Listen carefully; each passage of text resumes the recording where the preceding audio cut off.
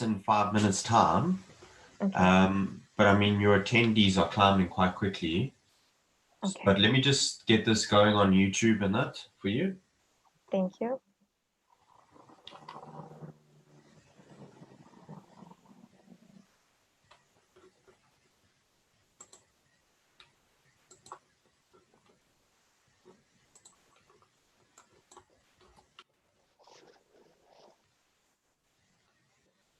Okay, your link on YouTube is live. So if the students that are listening, if your fellow peers cannot connect for whatever reason to Zoom, please can you direct them to the link on ECR for the YouTube session. They're more than welcome to ask questions on there as I'll direct it back to your lecturer.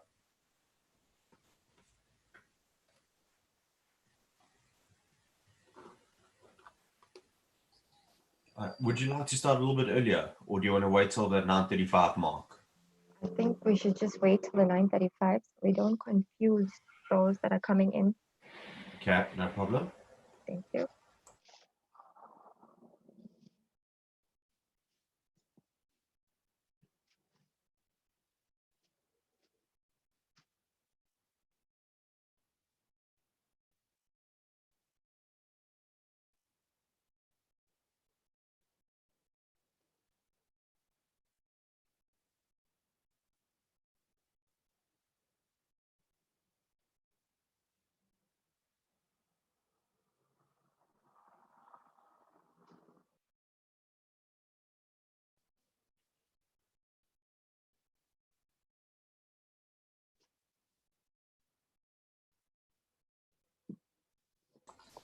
How do you want to run today's session? Do you want to wait for Q&A right at the end, or as soon as I see any form of questions that come through, I can direct them to you straight away?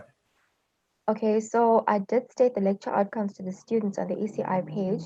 I said they have a lot of queries, so I'm taking the first 10 minutes maximum to answer their queries regarding any other issues. Then we start with the lecture, and then even during the lecture, it's fine if you want to ask me anything pertaining to today's lecture itself. Okay, cool. All right. So as the lecturer has stated before, your first 10 minutes are going to be Q&A. If you want and you're on Zoom and you want to ask it in a voice manner rather than text manner, please just raise your hand and we can promote you to allow you to talk throughout the session or to at least ask the question.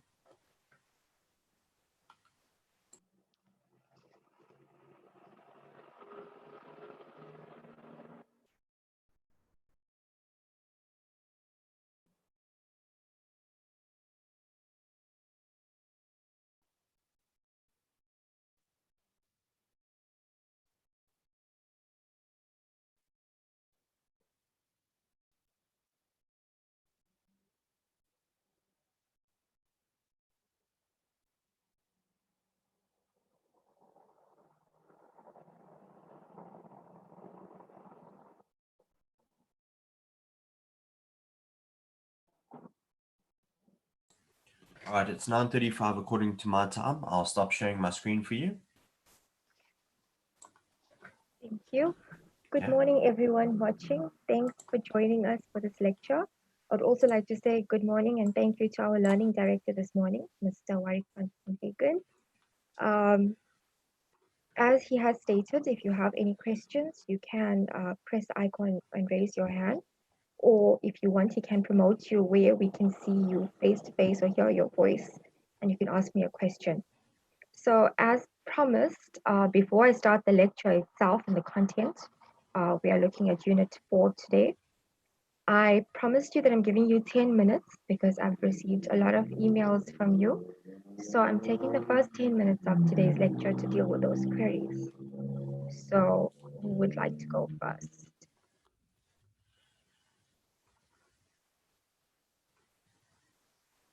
Are there any questions regarding any issues that you've been having that I can answer here face to face?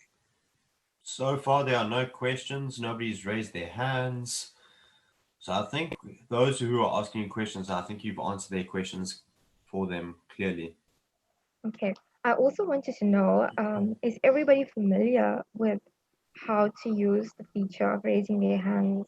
I know you had lectures previously this week but I'm just checking.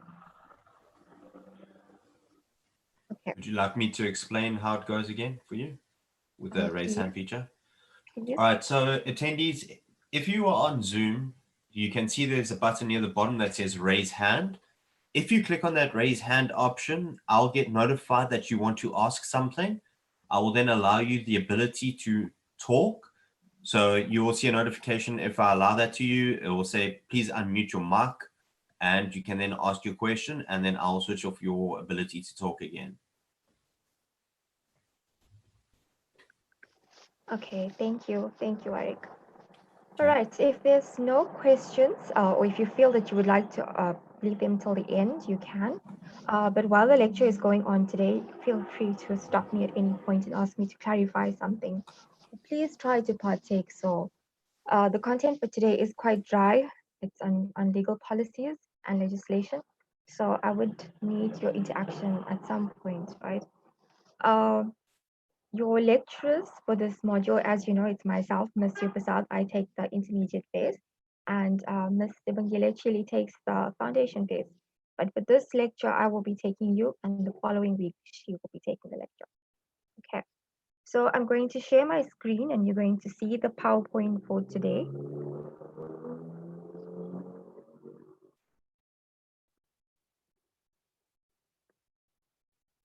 Okay, I'm just checking. Warwick, is this visible?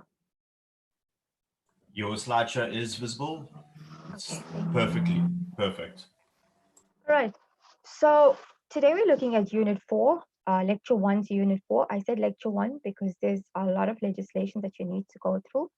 How this would work in an assessment form, there's certain provisions of legislation that I will allude you to, that I would need you to know in detail. But for the rest of it, you'll see there's a lot. I don't expect you to know it verbatim. It's not humanly possible. But these pieces of legislation that I picked out today, they are important for you for this module. Okay, so starting the outcomes for this lecture, we're looking at what is legislation. You hear this fancy word all the time. Some of you even emailed me, and you're not incorrect in asking me. Obviously, you haven't been introduced to this before. So we're looking at what legislation is actually, the types of legislation, your acts and policies, and then you have an activity at the end, okay? If we get time permitting to us, you can attempt this activity during this session. If not, I will put it as a forum on your ECI page. Okay. So as we're looking, the introduction, your law is generated in Parliament as well as in the provincial level.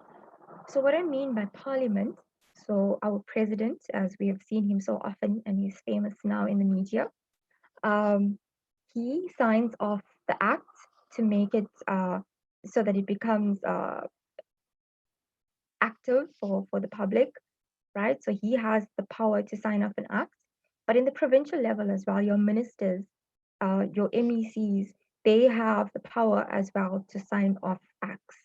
So I'm using this term act so freely. For those of you that are confused, we're going to go into that in detail in the next few slides. Okay, and then your legislation fits in the general law. So for example, your criminal law and your civil law and all of that, and also educational law. So as you know thus far, and we've looked at this in Unit 3 and Unit 1, there is a difference between the general law and educational law. So for example, your general law is where it pertains to your attorneys or your legal practitioners, where they would take a matter to court, they'll have a trial, and you'll get represented by an attorney or an advocate. Your educational law is what pertains to you as a future educator, okay? Because you need to know the rules, the rights, the duties, the obligations, your legal duties and obligations as an educator. So that's your educational law. Therefore, we have this module, educator and the law. So coming to the point, what is legislation? It is any statute or proclamation, okay, as you can see what Oosthuizen has said, or ordinance. Now that word statute that you see, another word for that is the word act. So if I use that word interchangeably, either during the lecture or in an assessment or any form of material that I post up on ECI. When I refer to statute, I'm referring to act. Okay. Are there any questions thus far?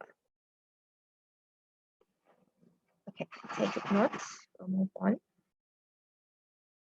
So there's different forms of legislation. You have ordinate and subordinate. And this makes for a nice MCQ. Okay, I could give you the term and I could ask you which is ordinate or which is subordinate.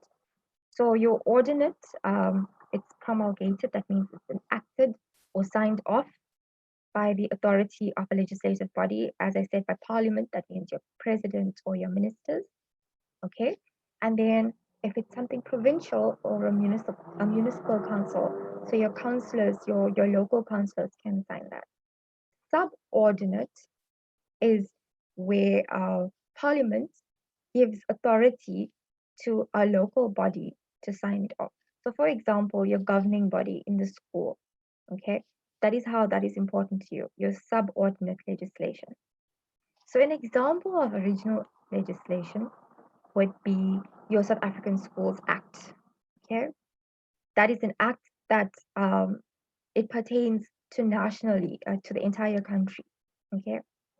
Whereas subordinate legislation will be your school's code of conduct for a specific school. Okay. If you feel that I'm going through this too quickly or you're not understanding, please let me know if you feel this is not clear. I know when we have sessions, lectures in class, we have quite interactive discussions around each slide. So please don't feel challenged by this form. This is the new way of learning, right?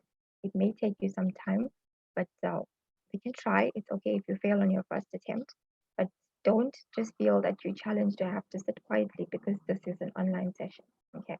Remember, nobody can see you or hear you. You can just ask a question if you want. Right. So moving on, if everybody is clear with this, remember, as I said, example, original legislation, South African Schools Act, subordinate or delegated is your school policy made up of the governing body of the school. Right. Before I continue with the next slide, I just want to take you to the structure of the law because your assessments, your assignment one that you submitted, I know, and I do apologize, a lot of you had a lot of issues. I had a lot of Zoom consults with many of you regarding this, and I do understand it's not your fault. You only had a week of lectures prior to the lockdown and suspension of lectures. So you felt abandoned at that point, but I did try my best to help you with notes and stuff for that. So before we move on, just to take you through the hierarchy of the structure of the law, right at the top, you can see the Constitution. That is your South African Constitution, okay? Just to let you know, that is also an act, okay? So it's the South African Constitution. It's actually called Act 108 of 1996, right? Then you get legislation. When I say legislation, as I mentioned in the previous slide, your statute, your ordinance, okay, then you get your common law. By now, I'm sure you are exhausted with what the common law is because you had to use that so intensively for your assignment one. And then your case law. Some of you made good references to case law as well in your assignment, so you know what that is as well. And then your regulations and rules and your policies. So all of these are important for you as an educator because the Constitution, just to have an understanding, that is the highest form of legislation in this country. Everything else has to go back to the Constitution. If any of the other branches are in conflict with the Constitution, they cannot be applicable. Okay, so every other form of legislation that's developed, or even if it's existing, it has to be revised or it has to allude to the Constitution. If not, it cannot be permissible, right? So now that you know where we are in today's lecture, we are at the step of legislation. You've done the common law, but we're just going to legislation. Keep at the back of your mind that the Constitution, all the legislation has to be in line with the Constitution. Right.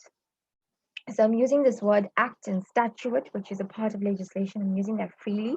And obviously, at this point, you haven't been taught how to read an act or a statute, right?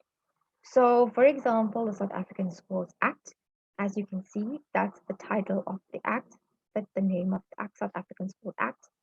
Number 84, that was the number of the act that was published in the year 1996. Okay, so why is it important that 1996? 94 was the year that we gained democracy. Post 94, a lot of acts, because the legal system was revised, a lot of acts, new acts came into that were enacted. Okay, so you'll see a lot of acts have come up in 1996, and this was the act 84 that was written and signed off in 1996 and came into it was enacted in 1996. Right. So for this module, you will see the South African Schools Act is quite popular. You will need to know more specific provisions, which I will allude to you in the next lecture or on ECR. So I could ask you about a specific provision of this in an MCQ or in a problem scenario where you'd have to solve it. For example, I can give you a case study and I can ask you, using the South African Schools Act, make reference to the relevant provisions and answer the following question. Okay. So it is important for you. Hence, for those of you who have checked your ECI page, I've put the entire South African Schools Act up for you yesterday. I don't expect you to know it verbatim, but there are provisions in there which are important to you. Okay, moving on. So we looked at what legislation, what an act is, what a statute is. Before I go on to a policy and rules and regulations, are there any questions? No. Okay, students, I cannot believe that you are so quiet this morning. Right? I know you have the comfort of being in your pajamas and watching this lecture, but please feel free to question anything that you're not familiar, that you're not sure with.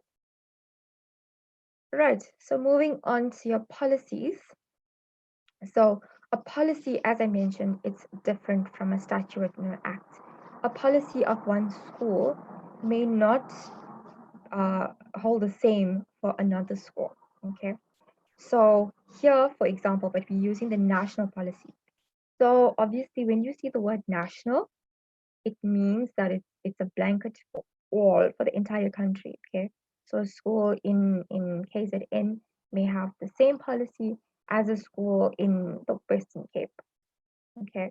That's why it's national. But at the same time, it is possible for a school, a governing body, to draw up a policy specific to a school in KZN where it cannot be applicable.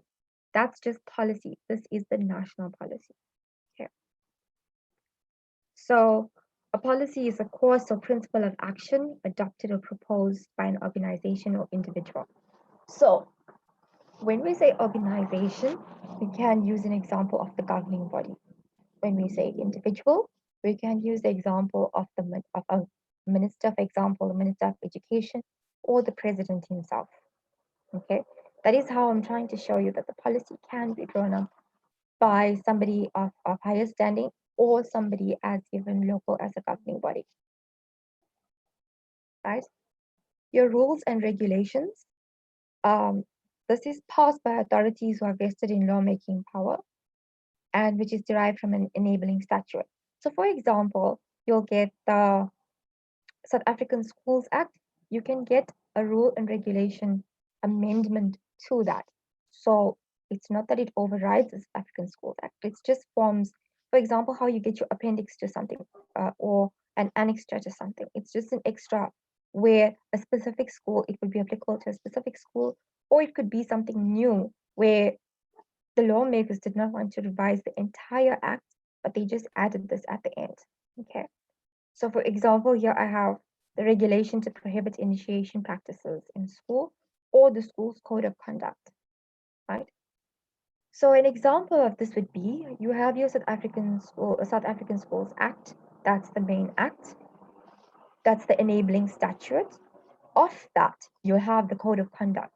For example, for a specific school where they would not want learners to wear a certain attire, or a common example is that female students should adhere to wearing a pair of stud earrings, or males should not have a certain haircut. Okay, you have been in school more recently than I have, so you know what the code of conduct is like. Okay, can I move on if there's no questions? Right. So this is where it hits you in the face, all the legislation that you need to know. And I'm sure at this point you're sitting there overwhelmed. Does she really expect us to know all of this? You can see I have the South African Schools Act highlighted. We are going to go through each of this now very quickly. I do not expect you to know each of it verbatim, okay? But I do expect you to know more of number 2. The rest of it, I need you to know the gist of it, or the aims or objectives. Try to use the slides that we have today as your guideline. So for example, if I put this in an MCQ or a true and false, or even in a short question, and if I tell you make reference to the National Education Policy, try to use the slides that we have today as the gist of it to guide you along what you need to put down when you're writing an assessment, when you're doing your assessment. Okay, so we're going to look at all of this. It's going to be a mouthful for me. And at any point, if you are confused, please stop me, right? So your National Education Policy Act is the first one that we are looking for. I will put this up on your ECI page as well as in the act itself, okay? You can see that it's Act 27 of 96. So it was the 27th act that was enacted in 1996, right? And this is what the gist of the act is, okay? I'm not going to read each word verbatim. You might fall asleep. So I'll just go through the gist of it. It's national education policy, so it applies to the entire country, right? It is in line with the principles in the Constitution, and its aim is to provide infrastructure, okay? So basically, this act is looking at what the Minister of Education and what the President looks at when they are trying to structure how schools operate, okay? So it's looking at the operation of schools, the operation of the functioning, the management of schools, okay? And basically to monitor the education in South Africa, to try and make it somewhat level, the equal level or equal platform for all. Right. So if I had to ask you about this act in an assessment situation, my best advice would be use these bullet points as your guidelines, and this would help you to understand what the act is about. I wouldn't ask you certain provisions. I wouldn't ask you specific provisions about this act. Okay. Moving on, the South African Schools Act 84 of 96, as I said, this also looks at the structuring, the governance, the management, establishment, registration, subsidizing even of independent schools, as well as conditions for homeschooling. So there are certain provisions in here that are important for you. I will put that up for you on ECI. Okay. You can see it looks at how the head of department needs to run the schools as well. The registration process, for example, your admission to school, how schools should be established, how governing bodies should be formed. Okay. The South African Schools Act also sets out the functions of the governing body. And in later lectures and later on in this module, you will see, you will hear a lot about the school's governing body when we look at the different bodies that make up the school. Okay, the provisions of this act are applicable to both the private and public schools. Okay, Warwick, are there still no questions? Currently, there are still no questions. Wow. Students, are you awake? Are you there? Okay. So if we are fine with that, we'll move on to the Employment of Educators Act. This is very important for you, especially as fourth years and you're going out into the working world properly next year. Okay, or some of you are already working part-time. So you need to know your Employment Act because it's concerned with aspects relating to the service of educators, including your service conditions, your regulations with your appointments, termination of services, okay, misconduct, incapacity, in exposition of educators, okay. And the South African Council for Educators, your SACE, I've highlighted that because that is important for you. That makes for a nice MCQ question or a true and false. And you can see this is the provision for functions and powers, okay, of the council's activities. So what you need to know is this act is important. Uh, so for example, if I had to give you a scenario of something similar to what you had in your test the other day, where the educator comes late to work every day, or comes into work under the influence of alcohol, or has a discipline issue in at school with students, okay, or fails to discipline students properly, um, and the principal tries to dismiss this educator, and or even the head of department tries to dismiss rightfully. But according to the Employment of Educators Act, there's something wrong with the service conditions or with the appointment or the termination of services. For example, there was some incorrect procedure that was used in terms of how they tried to dismiss the educator, then this act would be applicable. So if you had a situation like that, you would use the Employment of Educators Act as your reference point. Okay. And you would also make a reference to the South African Council for Educators. Okay. So this act had given rise to the SACE. You need to know that as well.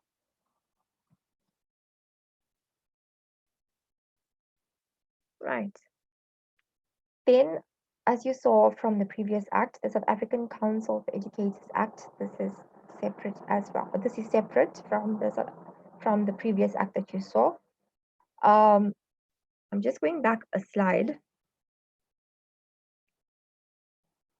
Okay, so you can see this act was in 1998. Okay, and then this came out in 2000. So for your knowledge, obviously the one in 2000 came out later, is later than the one in 1998.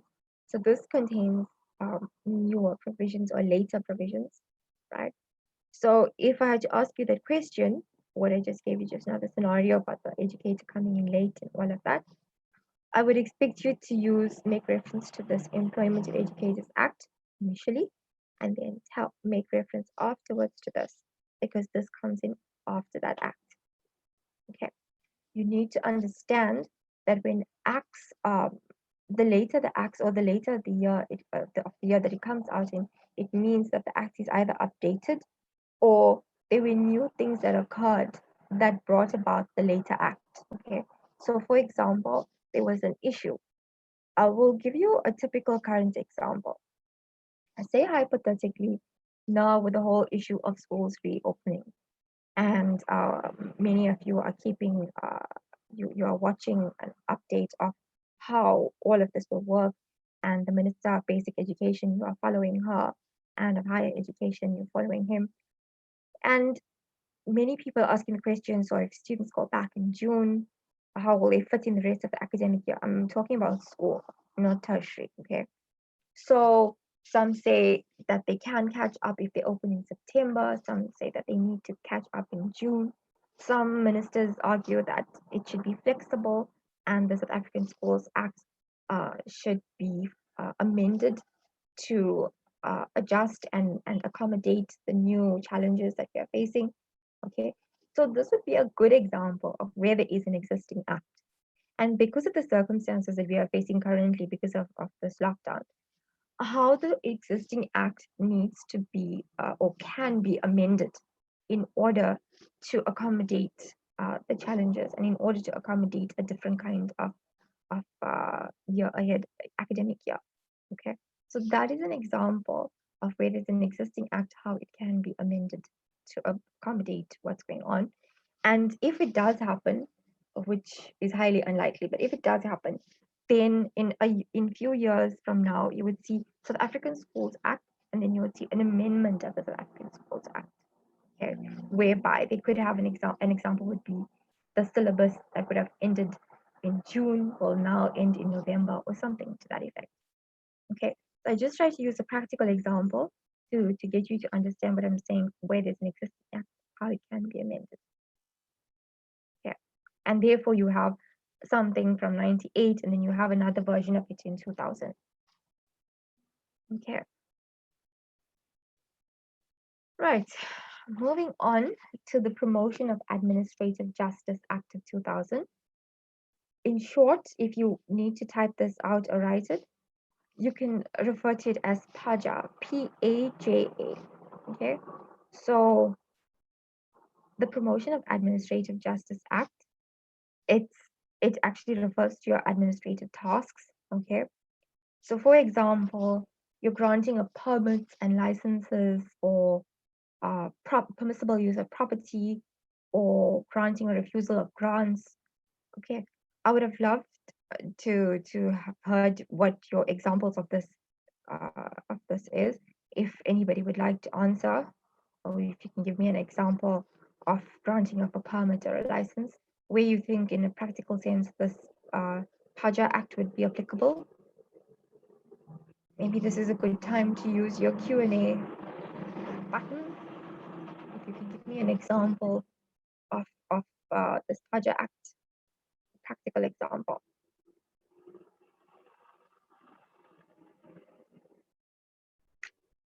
Okay, silence means no.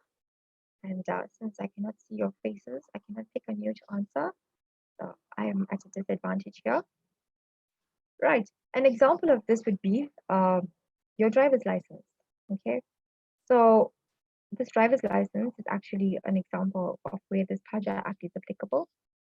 What about your permits or your license to sell liquor license? Okay, a liquor license is also regulated under this PAJA Act, or as I said, your driver's license or a permit. I don't know how many of you like fishing. You get a fishing permit license. This is also regulated by this act. Okay, permissible use of property and zoning and use of property. So, for example, if you would want to use a certain building for a specific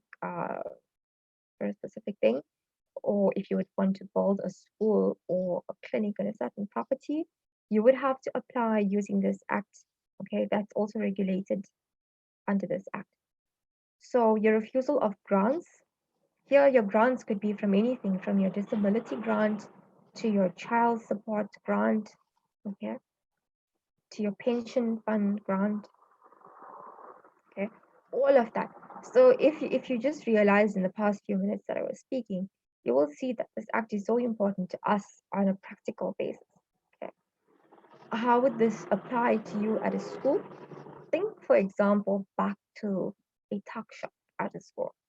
You would need the people who run the tuck shop at the school would have to gain a permit or a license in order to actually have a business at the school. Okay, so that would fall under your PAJA Act. When you are making reference, the common law rules are applied as well. So for example, your ultra vires concept, okay, or any of the other common law principles that you are familiar with. Why? Because you cannot, let's look at the ultra virus concept, your common law principle, okay? You cannot, that is, you cannot go beyond your legal authority.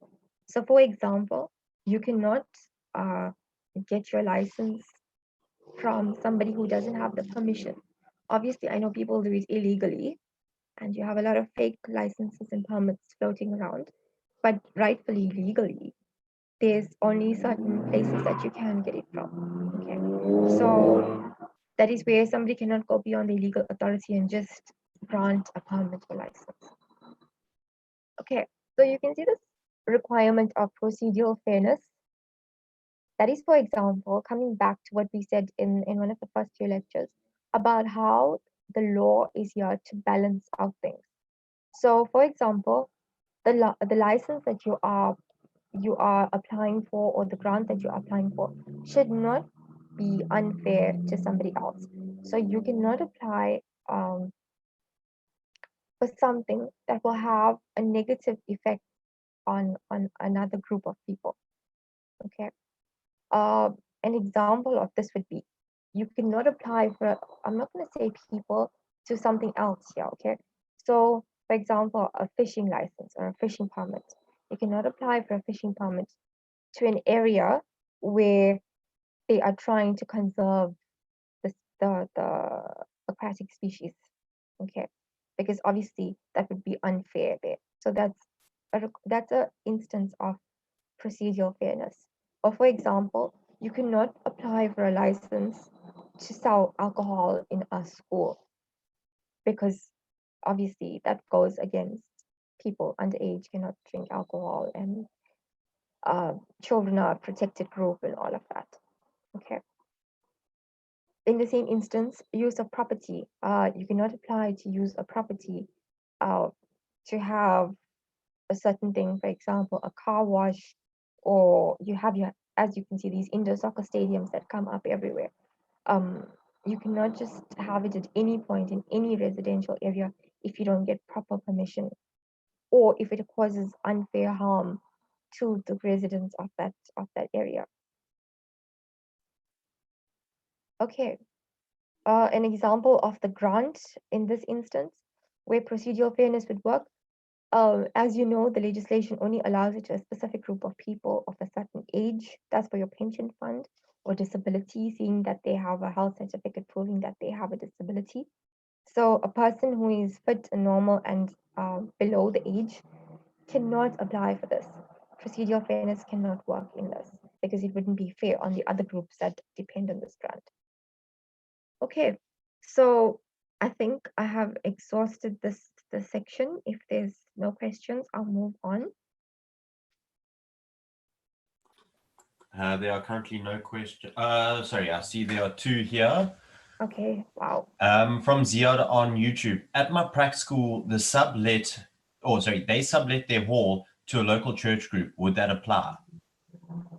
Yes, exactly. That's a good example. Thank you, Ziad, for your response. I know somebody is watching me and not asleep as yet. Yes, that would be applicable. That's a good example of where this act would apply. And you said there's another question, Marek? It was just Ziad saying that he's awake. Okay, thank you. Thank you. Okay, so moving on, if there's no other questions, right, I'll move on to the next act. Right. This Labor Relations Amendment Act. Okay. So in the previous slide, I showed you the Labor Relations Act. I tried to go through a few slides and come to this Amendment Act.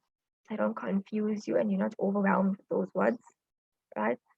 The Labor Relations Amendment Act, as you can see, it's 2002. So obviously that's later. So in a tier situation, if you have to make reference specifically to something current, this act would be applicable. Okay, so you can see it prohibits unfair discrimination and victimization about your labor rights and private dispute procedures. Okay, so all of this, just for you to understand, for your understanding, If there's an issue in terms of labor issues or your employment, your first call, it is not going to go straight to court, for example, your constitutional court. Okay. We still going to come to the section where I teach you the hierarchy of the courts in South Africa. But just for your understanding, this would go to the labor court. There is a specific court. I know many of you at this point, you are aware of the CCMA, okay, at the labor court, where there is a mediator, um, where you get somebody to represent you, or you can even go to the court yourself and represent yourself. And there is a mediator that will sit in and look at this labor disputes. A good example of this would be your contract that you sign at a school between you and the school principal. So, for example, as you know, the school principal cannot dismiss an educator. It's the head of department of education, right, that does that.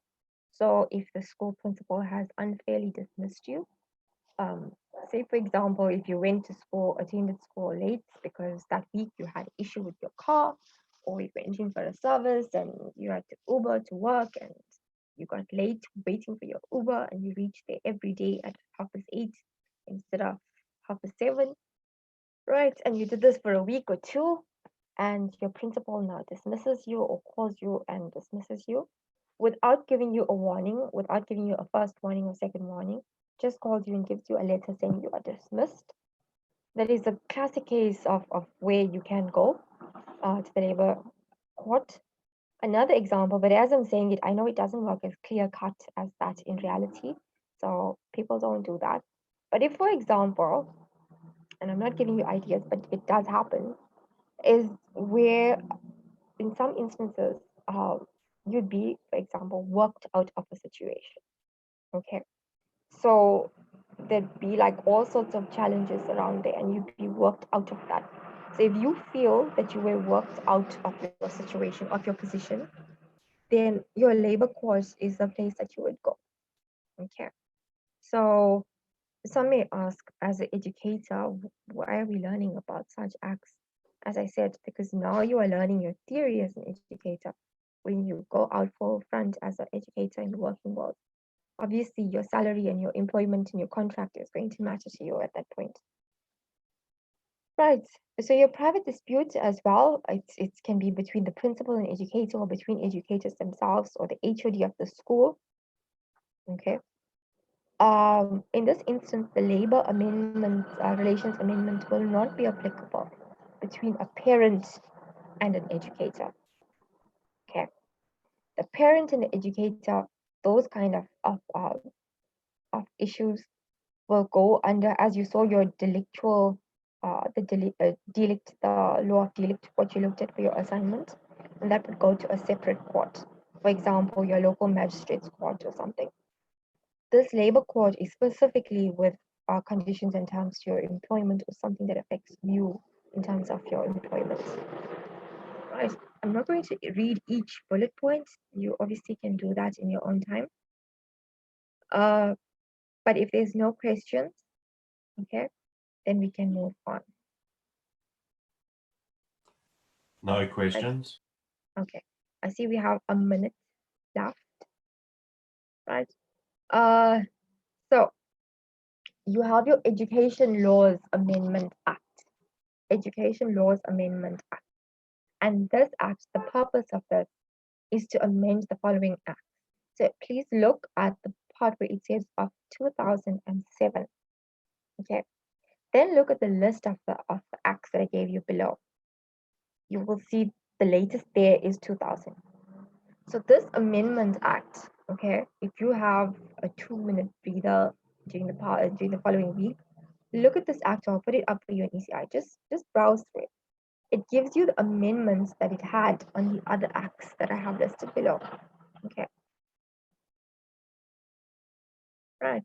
And then the last act, I know it's almost it's time now. You have like literally no minutes left. The last act is your national policy on religion and education. Sorry, this is not an act. This is a policy. Forgive me. So in the beginning, when I said you have policies, this is the classic example of a policy. Please read what this policy does. Okay, it is important. I like a question on this. and how does this foster democracy in the South African education system. So read this as well. And then this activity I will put up for you on ECI. Okay, are there no questions? If there's no questions, then thank you so much for attending this session, and we will see you next week. Sorry, Sonia, before you go, I've got one question quickly on YouTube. Is Perfect. CCMA applicable to teachers? Yes, it is. It's applicable as long as you have signed a contract and you have an employment, but there are terms and conditions, but it is applicable to teachers. Okay, great. All right, thank you very much. Thank you, Warwick. No problems. All right, I'll wrap the session up for you and then have a great day. Thank you, you as well. Okay.